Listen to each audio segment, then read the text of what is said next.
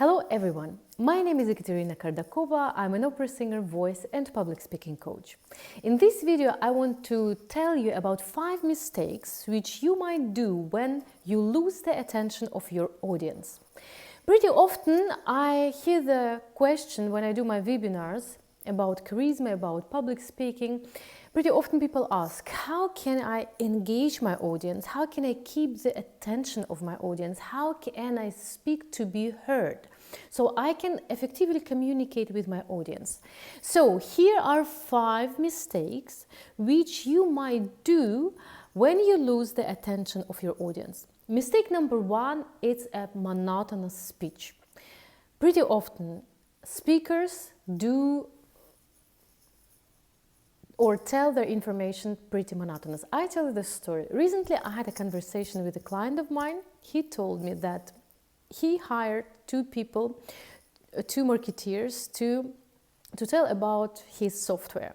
So his team and him, they developed a software and they want to let people know, to make this, create this video and tell about new features. And he said, we hired a young girl and a young guy. So the girl is like, la la la, shalala, we have a new features, la la la, and everyone is listening to her because she's, she's so light and fun and girlish, etc. And the boy, also a pretty nice guy. I mean, not pretty, but nice guy. But he's like, boo, boo, boo, boo, boo, we've got a new feature. So he speaks monotonous, and people immediately lose the attention. So the conclusion is, of course, the monotonous speech, which pretty often comes up, is the mistake number 1. The second mistake is that pretty often experts use very, difficult words and long sentences. Pay attention that you speak clear and short. You know that nowadays we have to catch attention and we have so much information. We all are overloaded with information. So to grab attention of other people, especially online, is getting harder and harder. So you should use simple, short sentences. Don't make your speech too difficult, too complicated, too philosophic, I would say, yeah? Try to use simple words, short sentences, especially when you talk about your expertise. Because experts, they're used to speak, with these terms no one knows except them and maybe their colleagues. Imagine that you explain your information to a little child, and this little child doesn't know all of your complicated, specific expert words. Simple and short. Third mistake is quiet voice.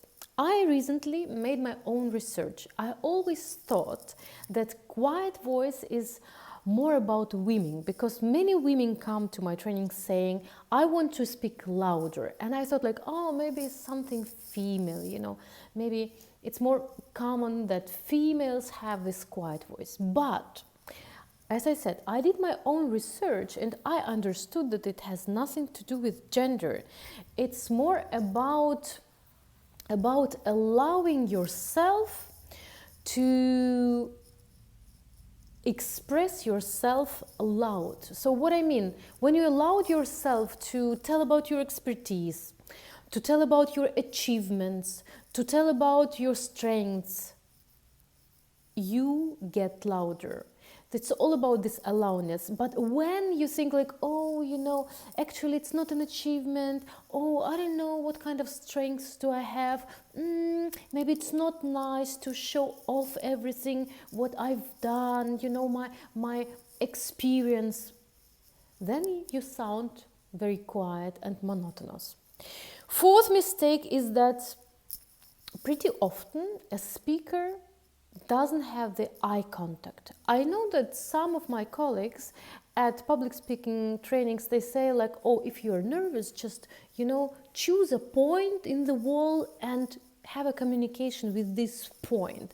And the weirdest thing is that when you sit in the audience and you watch and listen to a speaker who has this or talking to all the time with this point, it's a weird feeling, like the speaker is not communicating with you, but with some imaginary person somewhere, behind the wall.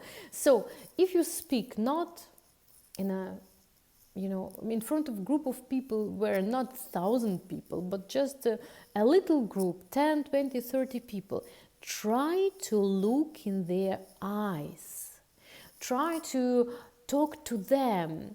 So try to ask them with your eyes, okay, do you understand what I mean? You know what I mean? Because then you engage immediately your audience. Fifth mistake is that you don't connect with your audience. What I mean? How, or let me rephrase, how can you better connect with your audience? Some people or speakers only give information, and people who are sitting in the audience, they're like, passive listeners. They're not invited into a dialogue. So invite your audience. How can you do that? You can make some jokes, or you can make some votes. For example, you can ask a question. What do you think? Which kind of a solution would be better? Number one, number two, number three, like, hands-on, number one, number two. So you really communicate and have a dialogue with your audience, not just, talking to one point on the wall behind there. What else you can do to engage more your audience, especially online? So do a lot of contrast in your speech. So you can speak a little bit faster and then a little bit quieter, or fast, slow, louder, quiet. So use as much contrast as possible. So this variety of the dynamic and speed is very important. Number two is make as much breaks as possible. As a musician, in music we say that breaks are also music, because usually the composers, put the breaks before the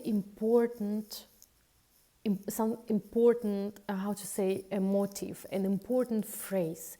So use this trick too. When you want to highlight a sentence, when you want to highlight a word, put little commas before and after.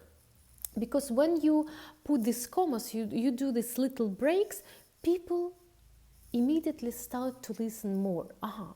This is important. So you kind of highlight this information. And if you want to highlight, let's say, a sentence, make a longer pause. Because this longer pause makes people wonder, what comes now? What comes next? So play around with the breaks. What usually happens is that speakers, especially if a speaker gets a little nervous, speaks so fast that there is not only not single break, but there is just flow of words which you cannot catch. So use these breaks consciously. And as I said before, so connect with your audience by asking questions, by telling stories, by involving them in the dialogue. So invite them in your dialogue. Be a speaker, but at the same time, let people actively, experience your speech. So not only to be an active listener, but also be an active part of your presentation. It's very important.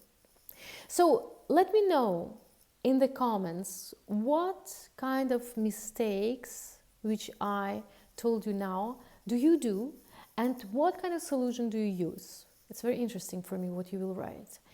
Thank you very much for your thumbs up. Subscribe to my channel, share this video, and see you in the next video. Bye bye.